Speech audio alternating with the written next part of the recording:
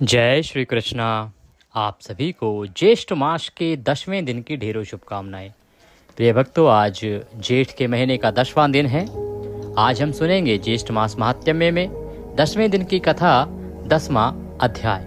10वें अध्याय में वृतांत आएगा बहुत ही महत्वपूर्ण, जो आपके जीवन में बड़ा काम आने वाला है। आज के इस अध्याय में वर्णन आ रहा है कि आपको दान किसे देना चाहिए, कैसे व्यक्ति को दान देना चाहिए, शास्त्र क्या बताते हैं, विधान क्या बताता है, परमात्मा क्या कह रहे हैं कि किस व्यक्ति को दान का अधिकारी बनाया गया है और कौन व्यक्ति है जो दान दे सकता है, और किस प्रकार के व्यक्ति को यदि आप दान देते हैं तो वह आपके लिए पाप जनित रहेगा। आप सभी दान करते हैं, इसीलिए ये वीडियो आप सभी के लिए महत्वपूर्ण है, क्योंकि आज के बाद आपके जितने भी सवाल हैं कि पंडित जी किसको दान दें, कैसे दान दें, पुराण क्या कह रहे हैं, किसी गरीब को दें, लंगड़े को दें, लूले को दें, किसी जरूरतमंद को दें, किस व्यक्ति को दान दें। आज का ये अध्याय सुनिएगा, बहुत महत्वपूर्ण अध्याय है, जिसमें विस्तार से आपको समझाया गया है पुराण के माध्यम से कि कौन है वह व्यक्ति जो सर्वोत्तम योग्य है, दान का अधिकारी है, जिसे सदा दान दिया जाना चाहिए, और किस प्रकार के व्यक्ति से दान कभी नहीं लेना चाहिए। महत्वपूर्ण वृतांत है, तो कृपया अंत तक हमारे साथ जुड़े रहिएगा। आज के अध्याय में कथा आरंभ करते हैं, उससे पहले आपसे निवेदन है कि भगवान की कथा का यह वीडियो है, तो कृपया इस वीडियो को एक बार लाइक अवश्य कर दीजिएगा। भगवत कृपा प्राप्त करने के लिए कमेंट बॉक्स में अवश्य लिखिएगा जय श्री हरि या ओम नमः भगवते वासुदेवाय। जेठ का जो महीना है ना, ये सूर्यदेव को भी समर्पित है और बजरंगबली को भी। इसीलिए इस महीने में बजरंगबली के बड़े मंगलवार आते हैं, जिनकी महिमा बहुत अधिक है, हमने पहले भी आपको बताया है।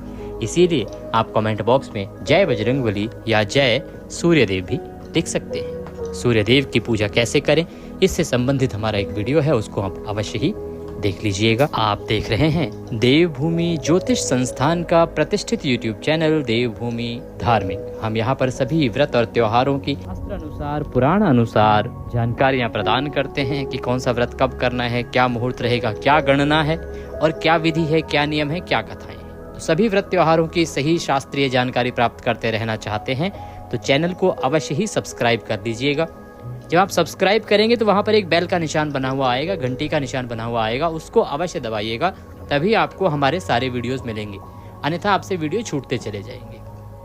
तो सही जानकारी प्राप्त करते रहने के लिए सब्सक्राइब करें और बेल आइकन को अवश्य ही प्रेस करें। आइए भक्तों, अब हम आरंभ करते हैं आज का महत्वपूर्ण अध्याय।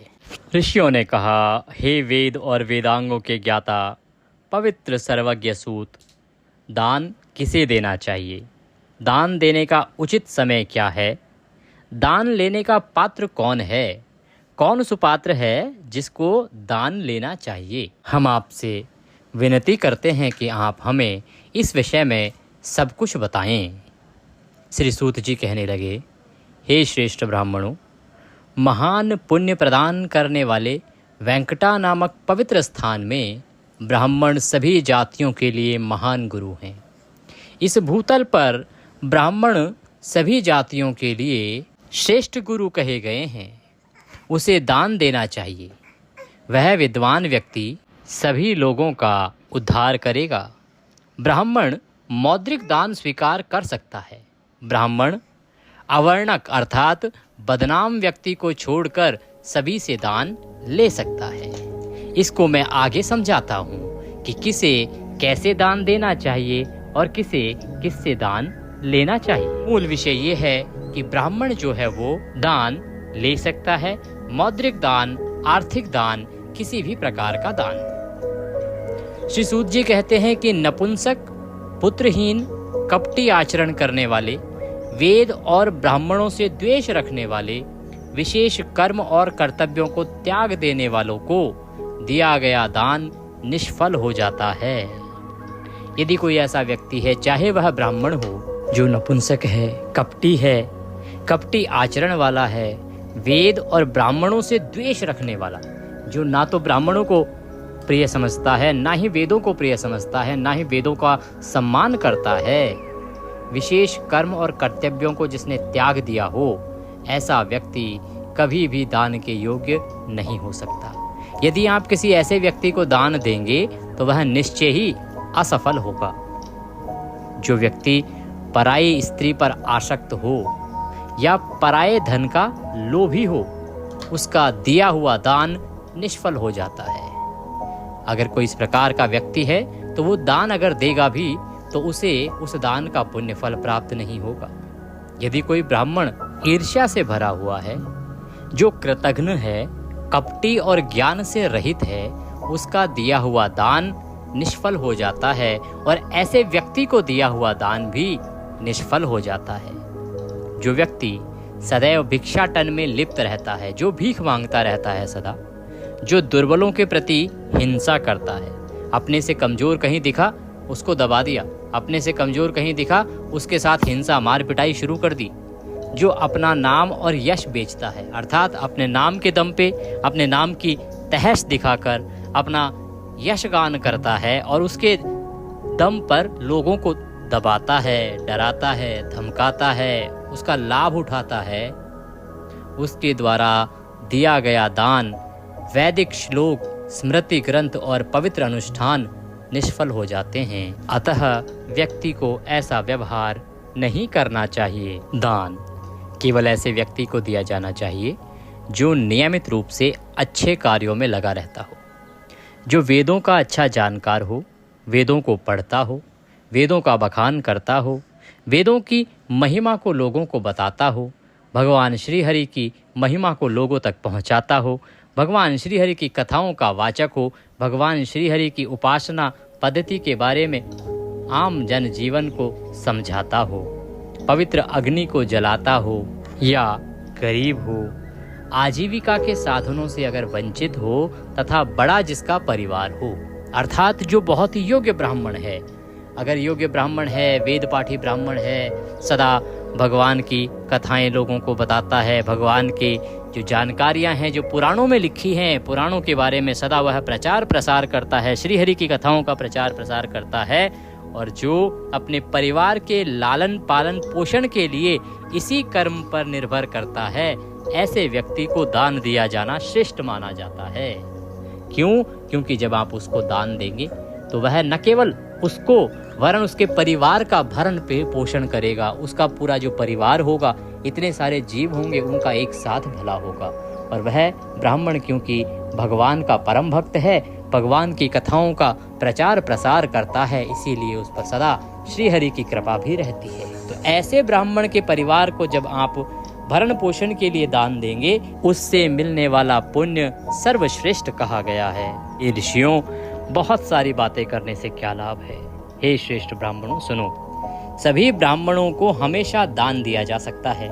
मनुष्य को कभी भी अविश्वासी, मर्यादा का उल्लंघन करने वाले, आलसी और धूर्त को प्रणाम नहीं करना चाहिए तथा जुआ खेलने और चोरी करने वाले को भी प्रणाम नहीं करना चाहिए। यहाँ सूत जी अब महिमा बता रहे हैं कि कौन कौन सा व्यक्ति है जो प्रणाम का हकदार है, किसे हमें प्रणाम करना चाहिए, किसे हमें प्रणाम नहीं करना चाहिए। कई बार हम बहुत सारे लोग होते हैं हमारे सामने जिनकी अलग अलग प्रकार की क्रियाएं होती हैं, हमें लगता है कि हमें उसका सम्मान करना चाहिए कि नहीं करना चाहिए।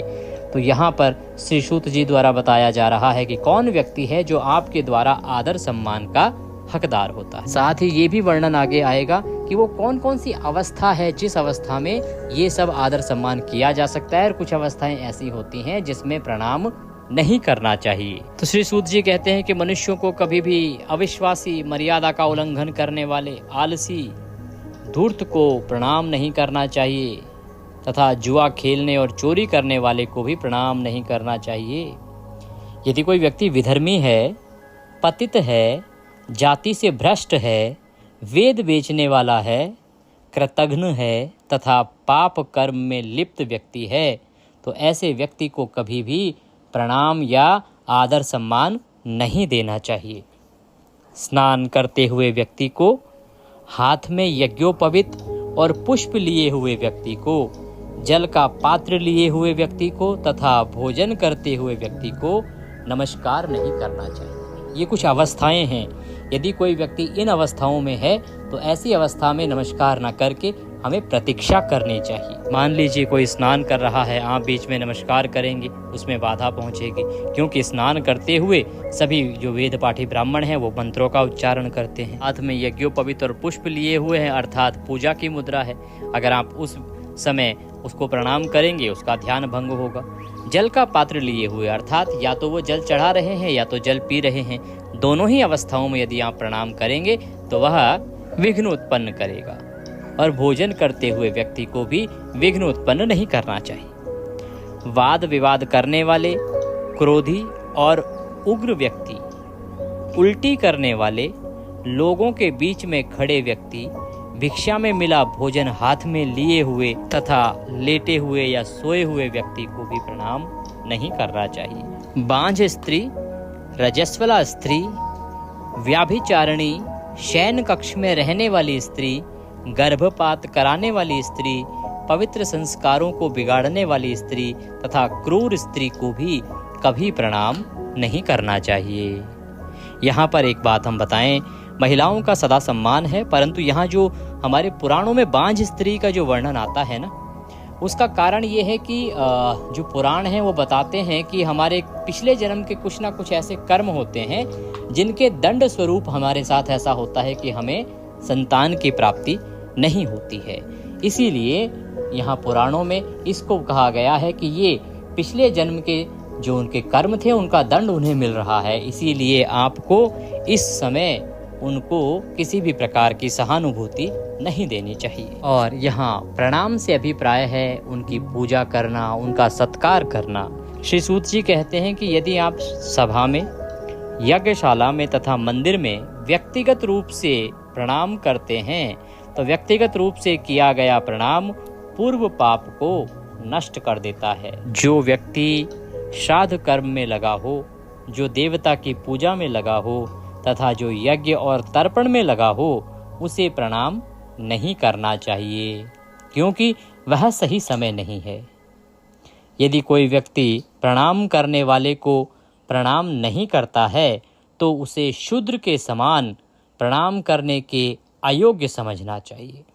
इसलिए बुद्धिमान श्रेष्ठ ब्राह्मण को सभी अवसरों पर क्रूर ब्राह्मण को प्रणाम करने से बचना चाहिए। श्री सूत जी कहते हैं कि इस संबंध में मैं बुद्धिमान पुण्यशील की पौराणिक कथा कहूँगा, जो नारद जी ने सनत कुमार मुनि को सुनाई थी। हे श्रेष्ठ मुनियों, मैं इसे सुनाता हूँ, ध्यानपूर्वक सुनो। गोदावरी के तट पर एक श्रेष्ठ ब्राह्मण रहता था जिसका नाम था पुण्यशील। वह सभी पवित्र अनुष्ठानों में लीन था। वह सत्यभाषी था, अर्थात सदा सत्य बोलता था। उसने अपनी इंद्रियों पर विजय प्राप्त कर ली थी, अर्थात उसके जो मन था ना, मन पर उसका पूर्ण नियंत्रण था। वह किसी भी प्रकार के लोभ लालच आदि में नहीं पड़ता था और सभी जीवों पर दया करता था। वह देवताओं, ब्राह्मणों और अग्नि की पूजा करता था। वह जन्म से ही पवित्र था और कर्मों से भी पवित्र था। वह अपने माता पिता के कल्याण के लिए सेवा करने में लगा रहता था।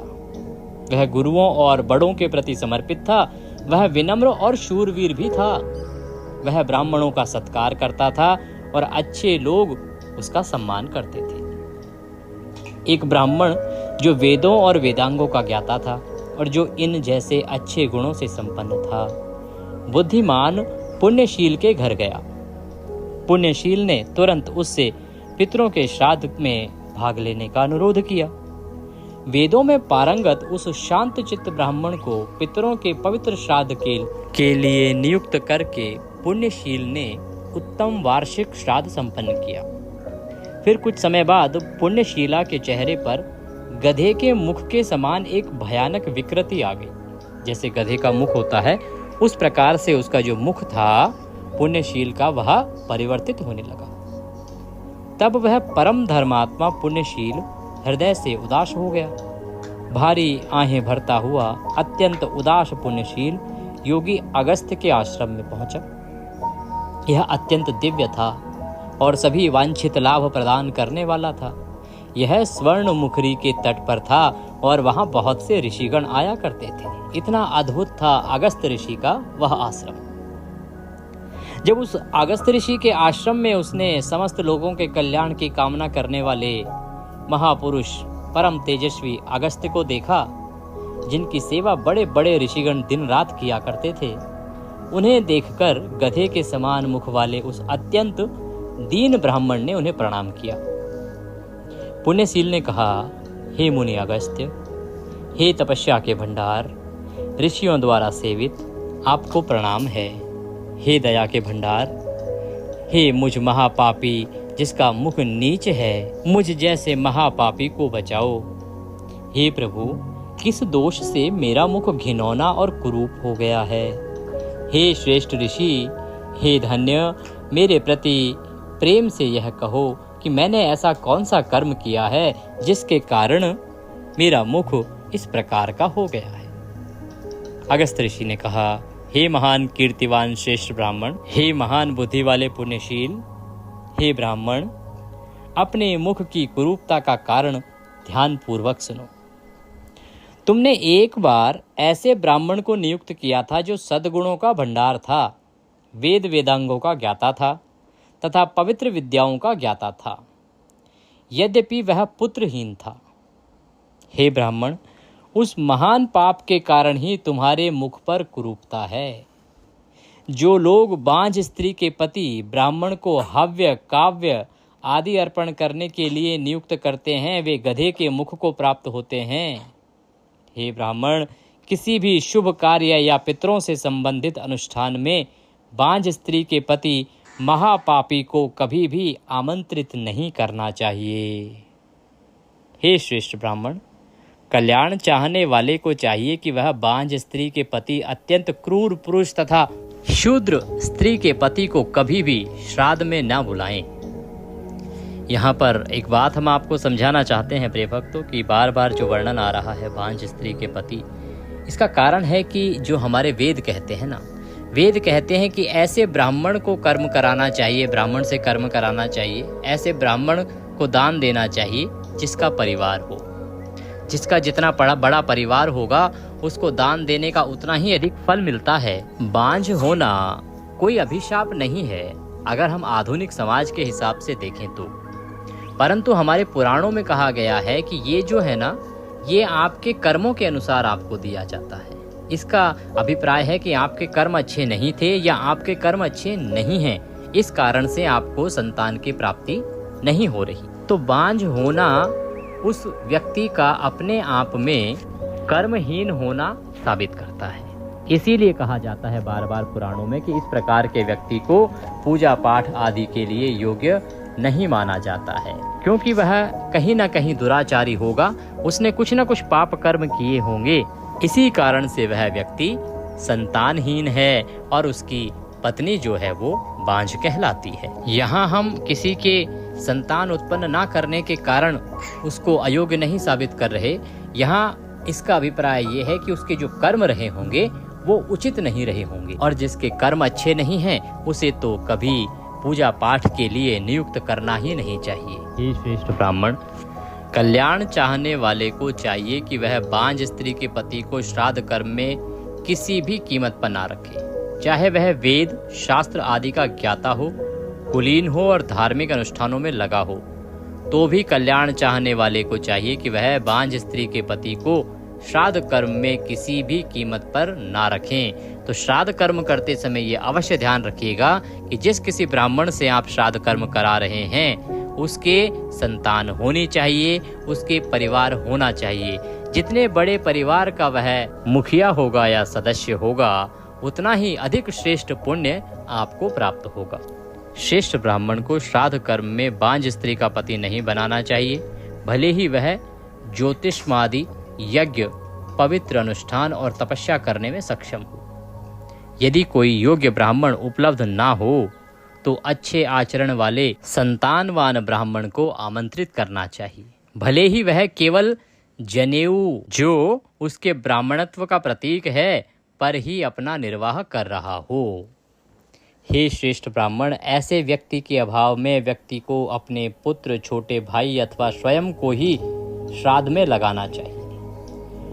तो सूत जी कहते हैं कि मान लीजिए आपके पास कोई उपयुक्त ब्राह्मण नहीं है, तो ऐसे ब्राह्मण के अभाव में, ऐसे गलत ब्राह्मण से श्राद्ध कर्म कराने से उत्तम है कि आप अपने छोटे भाई या फिर अपने पुत्र या स्वयं को ही श्राद्ध में लगा लीजिए और स्वयं ही श्राद्ध कर्म कीजिए। किंतु बांझ स्त्री के पति को श्राद्ध में कभी ना लगाइए। अर्थात जिस ब्राह्मण का परिवार नहीं है, ऐसे व्यक्ति को, ऐसे ब्राह्मण को कभी भी श्राद्ध कर्म आदि में नहीं लगाना चाहिए। हे महाप्रतापी पुण्यशील, यह घोषणा शस्त्र उठाकर की जाती है कि किसी भी कीमत पर संतानहीन व्यक्ति को श्राद्ध कर्म में नहीं लगाना चाहिए। यदि श्राद्ध करने वाला व्यक्ति किसी ऐसे ब्राह्मण को श्राद्ध में लगाता है जो बांझ स्त्री का पति है, अर्थात जो संतानहीन है, जिसका कुटुंब नहीं है, वह श्राद्ध आसुर कहलाता है और उसे करने वाला व्यक्ति नरक को जाता है। बहुत अधिक बातचीत करने से क्या लाभ है?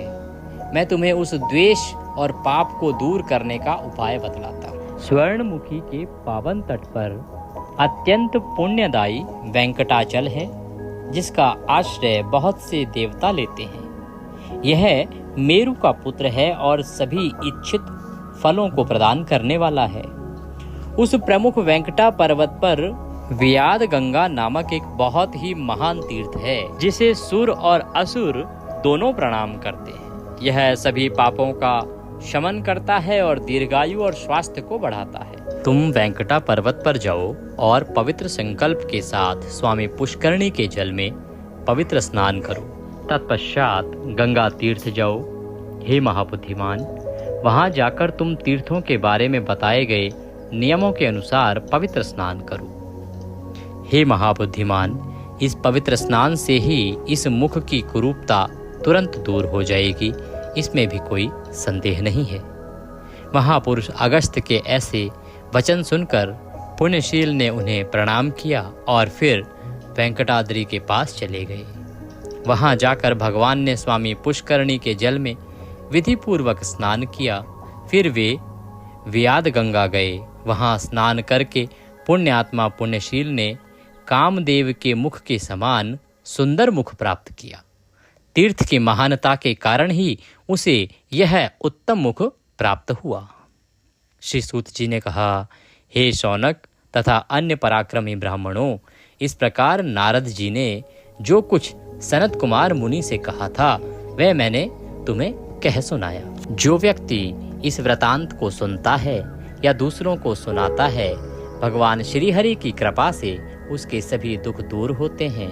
उसके द्वारा पूर्व जन्म में किए गए सभी पापों का नाश होता है और वह भगवत कृपा प्राप्त करता है। बोलिए श्री विष्णु भगवान की जय, बोलिए सूर्यदेव महाराज की जय, बोलिए बजरंगबली की जय। आज का यह अध्याय यहाँ पर पूर्ण होता है। आज की कथा को हम यहाँ विश्राम देंगे। कल हम सुनेंगे 11वें दिन की कथा, 11वें दिन का व्रतांत। कल एकादशी का व्रत भी है। हाँ प्रिय भक्तों, 23 मई को अपरा एकादशी का व्रत है। आप में से जो भी श्रद्धालु एकादशी का व्रत करते हैं वो प्रेम पूर्वक 23 तारीख को व्रत कीजिएगा, भगवान श्रीहरि का पूजन कीजिएगा और इस दिन माता लक्ष्मी का पूजन करना ना भूलिएगा और साथ ही माता लक्ष्मी को 7 कमल गट्टे अवश्य ही अर्पित कीजिएगा। हमने पूजा विधि आपको पहले ही बता दी है। वीडियो यदि आपने नहीं देखा है तो अवश्य देख लीजिएगा, क्योंकि ये जो एकादशी है ना, ये अपार धन, अपार संपत्ति, अपार वैभव और अपार ऐश्वर्य देने वाली है। तो माता लक्ष्मी की प्रसन्नता के लिए कमलगट्टे अवश्य अर्पित कीजिएगा और भगवान श्रीहरि की कृपा प्राप्त कीजिएगा। आपके लिए एकादशी का महात्म्य और विष्णु सहस्त्र नाम दोनों ही वीडियो आपके लिए अपलोड किए जा रहे हैं। उनको सुनिएगा, अपने व्रत को पूर्ण कीजिएगा तथा भगवान श्रीहरि का आशीर्वाद प्राप्त कीजिएगा। एकादशी के व्रत में पारण की महिमा बहुत अधिक है, तो ध्यान रखिएगा कि हमारा प्रत्येक एकादशी पर पारण स्पेशल वीडियो आता है, विशेष वीडियो आता है जो एकादशी पर दोपहर को अपलोड होता है। उसे अवश्य ही देखिएगा, क्योंकि एकादशी के व्रत में पारण का बहुत अधिक महत्व है। पारण सही प्रकार से किया जाना आवश्यक है, तभी उसका पुण्य फल प्राप्त होता है। कल फिर मिलेंगे 11वें दिन की कथा के साथ, एकादशी की कथा के साथ और विष्णु सहस्त्र नाम के साथ। जय श्री कृष्ण।